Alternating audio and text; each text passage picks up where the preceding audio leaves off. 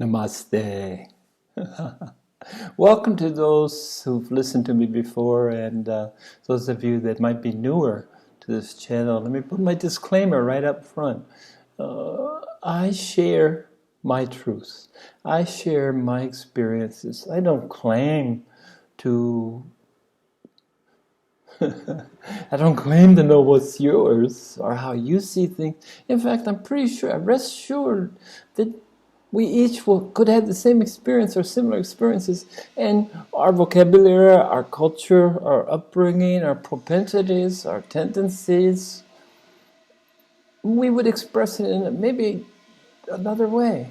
Probably, for sure, another way. But I just share my way. And I know there's a few individuals out there that resonate with me, and today I'm talking to one in particular, and she knows who she is. But it's a subject that I might want to share that I think that might be of use. And I'm calling it approaching oneness. So there's a preparation involved. It's spontaneous sometimes, that just the universe prepares you. You're unknown. What teachers don't teach, generally. I have to give a shout out to my favorite, one of my very favorites for many years. I was fortunate enough to see him in his first year of teaching, and that's Adyashanti. And Adyashanti is one of the few people that speak of what happened during enlightenment, our awakening, the transition from what he calls non-abiding to abiding awakening. I call impermanent to permanent awakening. But I like his language.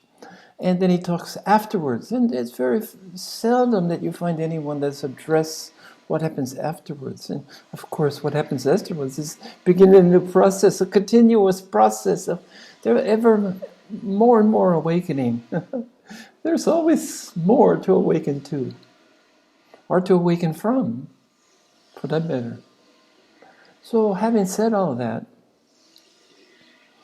I wanted to share some of the things that happened to me as I approached my journey to oneness, as I approached my realization of the oneness, awakening, enlightenment. And it always proceeds with what I've come to call aware, awakened, enlightened, selfishness. And that sounds, doesn't sound too good, does it? Enlightened selfishness. But there becomes a time, at least for me, again, I can only share what I've experienced and what I found to be true for me, that I was always a bit of a loner.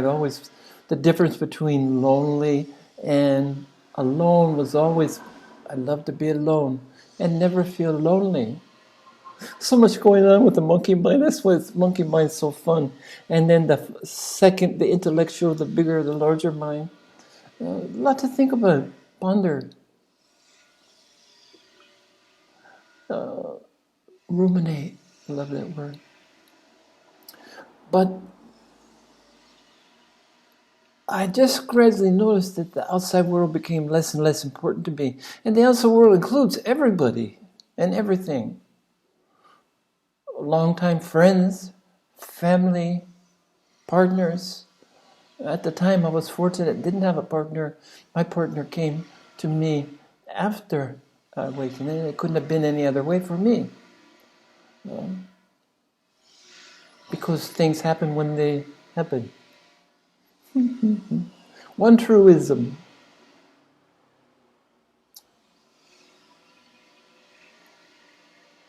But this awakened, enlightened, aware selfishness, it just means that goes so far inward that there's nothing left to share outward. People come and they find you. If they do come to find you, they find someone that's non-communicative, withdrawn. And somehow the world has a way of leaving you alone. And because my group had gotten smaller and smaller and smaller, because that's my want, that's my tendency, that's who I am, it wasn't that big of a process. And I lived by myself. I'm fortunate to live by myself. And I live in a culture which I embrace, the Taiwanese culture, beautiful culture, but I don't speak the language, so I don't have to get involved with so many things. It's just a convenient way out, a convenient way to celebrate selfishness, because you have to celebrate it, you have to embrace it. It's not giving up anything, it's accepting and gaining so much. So this is a necessary step. Let me go back a little bit. You know, you're with your teacher and you got questions, and then one day you wake up with no questions, and then what comes next is that you realize that the questions that you really answered, you really asked, were just to, the correct answer for anybody is one that confirms or reaffirms what they already knew to be true. That's the best answer. The most acceptable answer from us is one that we already knew to be true. We know the answers, but we like to ask the questions. Out of boredom, I don't know what it is, but you got the answers, they're all within. So then you start to say, okay, so the teacher, in my case, I was really fortunate. I got to spend time with him. And I say alone, but let me tell you about alone because it's worth sharing. Number one, he had his top dog. His number one. And she was in charge of a lot of... Make it so, number one, as Captain Picard would say. Number one, had a lot of logistics, and people came to her, and she was a buffer, and... she had her job, so she was always there. She pretended not to speak English because she wasn't comfortable speaking, but she understood. So there's the first person that's in the room when I'm alone with the teacher. The second person is the beautiful tea girl, Patience. She would come and so gracefully, I love watching her just pour tea, keep the master's teacup. And nobody else drank tea. Nobody else was offered tea. Just the master had his tea, and her job was, and she was so just beautiful to watch, graceful. I just loved such a big part of the ceremony. Then the next one is the minder. What I call his minder, and she was beautiful. She's always with them to attend to his needs. She's quiet, but she's always there. I never saw him without his minder, someone that takes care of his more profane needs. And then I had a translator. I lost count, it won't even matter. I had a translator in the room, and sometimes I would have either my mom or dad, my Taiwanese mom and dad in the beginning, because they were kind of my sponsor. And until we settled on until we found the right fit for the translator, we had to go through Mama translate. And, you have to consider that 90% of the people in the room with him, in the thousands, didn't even understand. They're native speakers of his mother tongue, and they didn't even understand the concepts that he's talking about because they're esoteric, they're higher concepts. So just because you speak the language doesn't mean you understood. In fact, sometimes I felt like by not being caught up in the language that I knew that I could be closer to what he was trying to communicate. And it helped that everything, he never said or entertained any thought that I hadn't already practiced and didn't already know to be true. And so we would have these, I was graced with 5 or 6 or 8, maybe 10 opportunities to be in this small room where he has a very elaborate chair, and most of us are standing, the rest of us are standing. I think Yenny, I think she got to sit down, number one. I think she sat down to his right, but at a lower level. They had really into the hierarchy, right? And the tea girl would come and go, and the minder would unobtrusively stand behind her, the translator would stand next to me, and then anybody that was with me and any accompanied me would be on either side. So I would be facing Sifu, but of course looking up a little bit, facing the teacher. And then came a time, one day he just said to me, he said, first thing he said that stuck with me that was really precious was, he says, I love your innocence and purity. You're like a child. How you were 64 or 63 years old and still managed to retain that innocence and purity of a child. It escapes me, and I just love that about you. And then he said, you're bodhisattva, blah, blah, blah, blah, blah. And got a ways to go, but your time will come. In this lifetime, you will awaken and become a Buddha. That's a guarantee, 100%, he said, So he didn't have any doubt. He had nothing but faith in me. And he always protected me. And I mentioned before, rules. There were so many rules.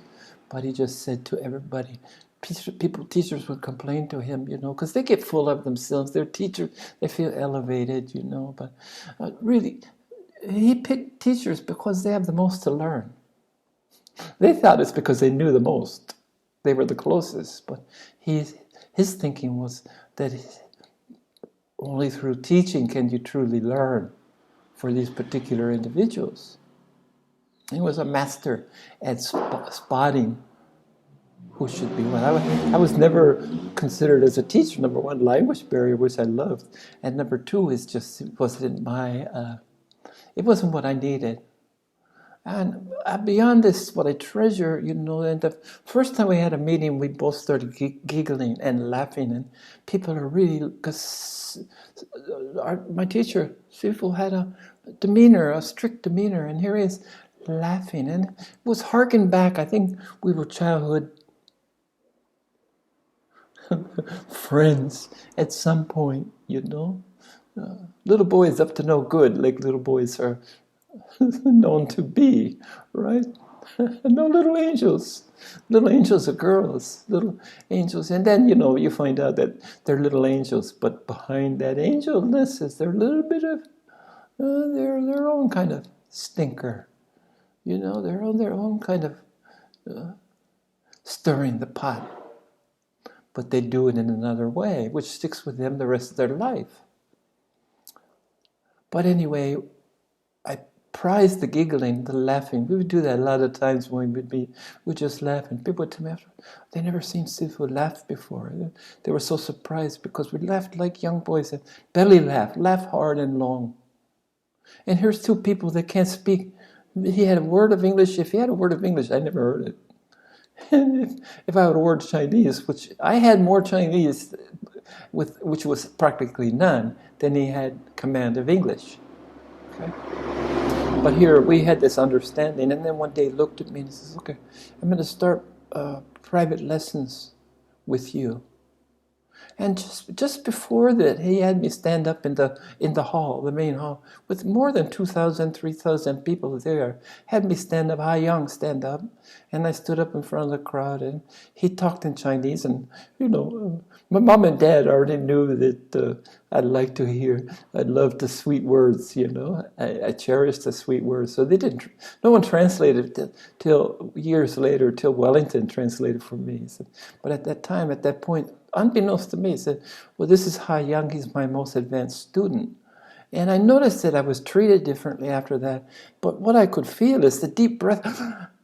A foreigner? A white guy? How can he? That's Chinese, and we're inherently better than this intruder, this invader. How can you say that? But anyway, they believed him. They worshipped every word that he said. They never questioned him. Never dawned to have the nerve to question. Only acceptance. So hearing those words, and like I said, it was probably 2 years before I knew what he said, but it didn't matter. I didn't care. I wasn't really enamored, but he said, I'll give you this private teaching. And I kept waiting, and I kept waiting, and I kept waiting. And at that time, I thought, when's he not calling me in? How am I going to get these special teachings? Was really having no idea what they were, but assuming that they were communicated verbally, that it took a face-to-face meeting. And then one time I'm sitting in my office like I was prone to do. I spent many hours in my office because even though I taught 8 or 10 hours a week, I was in my office 40 hours a week. I just believed that even though not necessary, and then sit in front of the computer in the summer, they had free air conditioning, and so I was always at school. And school was much more comfortable than my humble place I had at that time, and all of a sudden, his voice came out of the computer. And it was a language I could understand. I won't say it's English. It was probably, I don't say it's Chinese, it was probably Sanskrit. But at that moment I understood. And then his image came out on the screen. And he scolded me and says, Hai Young, I've been trying to in-shin, heart to heart, trying to in-shin with you for a long time, and you just are oblivious to my voice, and now you got me. I had to come in through your computer because I know you're focused on that. And I had nothing on the screen yet. I was just getting ready to turn it on when this all happened, the voice first, and then the image. And it kind of faded. Once it got my attention, maybe the effort it took to broadcast through the internet, the ethernet, whatever you call it, was too much. But then he got my attention. So that's when the real teaching began. This advanced teaching, he called it. I like that. But I couldn't tell you what it was because it's heart to heart. And I told you I heard him. He called to me in Sanskrit. But after that, the message was completely subliminal, completely without words, completely in Shin in Chinese, say heart to heart, beyond words. So this happened for some time. And the next thing that happened is, for a long time I had this vision of precipice, and I tell anybody who listens that, Sifu brings us to a precipice, a cliff, and this says jump, and turns around, walks away, and he's done. This is it. The master no longer is the master-teacher relationship existent. The next time I was to see him, it was like a baby Buddha. Buddha has to mature.